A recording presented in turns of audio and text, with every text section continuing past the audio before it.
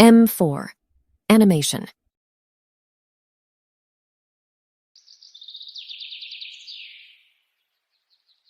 एक गरीब आदमी था।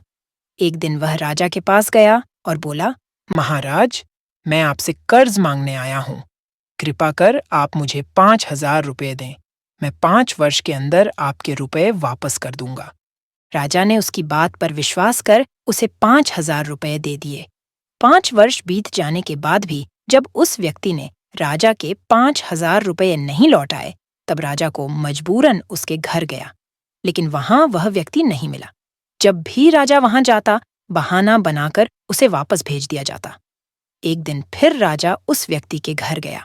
वहां और कोई तो नहीं दिखा, एक छोटी लड़की बैठी थी। राजा ने उसी से पूछा, तुम्हारे पिताजी कहाँ हैं? पिताजी स्वर्ग का पानी रोकने गए हैं। राजा ने फिर पूछा, तुम्हारा भाई कहाँ है? बिना झगड़ा के झगड़ा करने गए हैं। राजा के समझ में एक भी बात नहीं आ रही थी, इसलिए वह फिर पूछता है, तुम्हारी माँ कहाँ है? माँ 1 से 2 करने गई है। राजा उसके इन ऊल जुलूल जवाब से खींच गया। वह गुस्से में पूछता है, और तुम यहाँ बैठी क्या कर रही हो? मैं घर बैठी संसार देख रही हूँ। राजा समझ गया कि लड़की उसकी किसी भी बात का सीधा जवाब नहीं देगी, इसलिए उसे अब इससे इन बातों का मतलब जानने के लिए प्यार से बतियाना होगा। बेटी, तुमने जो अभी अभी मेरे सवालों के जवाब दिए, उनका मतलब क्या है? मैं तुम्हारी एक भी बात का मतलब नहीं समझ सका। तुम मुझे सीधे सीधे उनका मतलब समझाओ। अगर मैं सभी बातों का मतलब समझा दूं, तो आप मुझे क्या देंगे? राजा के मन में सारी बातों को जानने की तीव्र उत्कंठा थी। वह बोला, जो मांगोगी वही दूंगा। आप मेरे पिताजी का सारा कर्ज माफ कर देंगे तो मैं आपको सारी बातों का अर्थ बता दूंगी। ठीक है, मैं तुम्हारे पिताजी का सारा कर्ज माफ कर दूंगा। अब तो सारी बातों का अर्थ समझा दो। महाराज, आज मैं आपको सारी बातों का अर्थ नहीं समझा सकती। कृपा कर आप कल आएं। कल मैं जरूर बता दूंगी। राजा अगले दिन फिर उस व्यक्ति के घर गया। आज वहां सभी लोग मौजूद थे। वह आदमी, उसकी पत्नी, बेटा और उसकी बेटी भी। राजा को देखते ही लड़की पूछा, महाराज, आपको अपना वचन याद है ना? हाँ, मुझे याद है। तुम अगर सारी बातों का अर्थ बता दो तो मैं तुम्हारे पिताजी का सारा कर्ज माफ कर दूंगा। सबसे पहले मैंने ये कहा था कि पिताजी स्वर्ग का पानी रोकने गए हैं। इसका मतलब था कि वर्षा हो रही थी और हमारे घर की छत से पानी टपक रहा था। पिताजी पानी रोकने के लिए छत को छा रहे थे, यानी वर्षा का पानी आसमान से ही गिरता है और हम लोग तो यही मानते हैं कि आसमान में ही स्वर्ग है। बस, पहली बात का अर्थ यही है। दूसरी बात मैंने कही थी कि भैया बिना झगड़ा के झगड़ा करने गए हैं। इसका मतलब था कि वे रेंगनी के कांटे को काटने गए थे। अगर कोई भी रेंगनी के कांटे को काटेगा तो उसके शरीर में जहां तहां कांटा गड़ ही जाएगा, यानी झगड़ा नहीं करने पर भी झगड़ा होगा और शरीर पर खरोंचें आएंगी। राजा उसकी बातों से सहमत हो गया। वह मन ही मन उसकी चतुराई की प्रशंसा करने लगा। उसने उत्सुकता के साथ पूछा, और तीसरी चौथी बात का मतलब बेटी?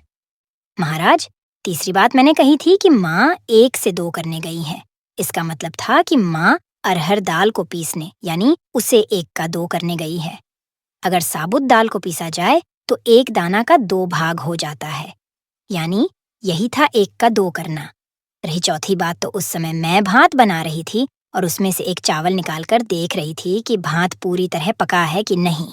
इसका मतलब है कि मैं एक चावल देखकर ही जान जाती कि पूरा चावल पका है कि नहीं। अर्थात चावल के संसार को मैं घर बैठी देख रही थी। यह कहकर लड़की चुप हो गई। राजा सारी बातों का अर्थ जान चुका था। उसे लड़की की बुद्धिमानी भरी बातों ने आश्चर्य में डाल दिया था। फिर राजा ने कहा, बेटी, तुम तो बहुत चतुर हो, पर एक बात समझ में नहीं आई कि यह सारी बातें तो तुम मुझे कल भी बता सकती थी। फिर तुमने मुझे आज क्यों बुलाया? मैं तो बता ही चुकी हूँ कि कल जब आप आए थे तो मैं भात बना रही थी। अगर मैं आपको अपनी बातों का मतलब समझाने लगती तो भात गीला हो जाता या जल जाता, तो माँ मुझे जरूर पीटती। फिर घर में कल कोई भी नहीं था। अगर मैं इनको बताती कि आपने कर्ज माफ कर दिया है तो ये मेरी बात का विश्वास नहीं करते। आज स्वयं आपके मुंह से सुनकर कि आपने कर्ज माफ कर दिया है जहाँ इन्हें इसका विश्वास हो जाएगा वहीं खुशी भी होगी। राजा लड़की की बात सुनकर बहुत ही प्रसन्न हुआ। उसने अपने गले से मोतियों की माला निकाल उसे देते हुए कहा, बेटी, यह लो अपनी चतुराई का पुरस्कार। तुम्हारे पिताजी का कर्ज तो मैं माफ कर ही चुका हूँ। अब तुम्हें या तुम्हारे घर वालों को मुझसे बहाना नहीं बनाना होगा। अब तुम लोग निश्चिंत होकर रहो।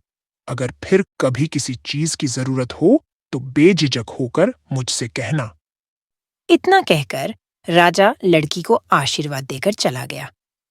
लड़की के परिवार वाले बहुत खुश हो गए। Subscribe for more update.